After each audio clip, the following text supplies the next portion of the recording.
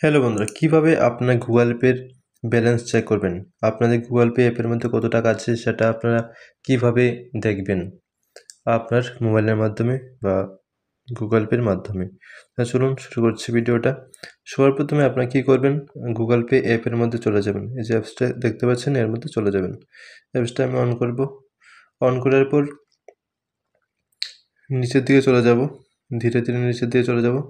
নিচের দিকে আসার পর দেখতে পাবেন যে এখানে লেখা আছে check bank balance, check bank balance. এর মধ্যে ক্লিক করবেন।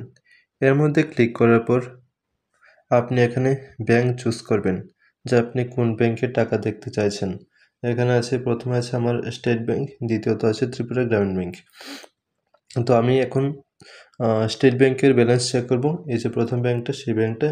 তো আমি এই প্রথম ব্যাংকে ক্লিক করব। তো প্রথম ব্যাংকে ক্লিক করার পর আপনার যে 6 সংখ্যার একটি পিন আছে, পিন, ইউপিআই পিন যেটাকে বলে। তো সেই 6 সংখ্যার পিনটা বসিয়ে দেবেন। তো এটা বসানোর পর আপনি দেখতে পাবেন যে আপনার ব্যাংকে কত টাকা আছে। তো এইভাবে আপনারা কিন্তু দেখতে পারবেন আপনার ব্যাংকের মধ্যে কত টাকা আছে।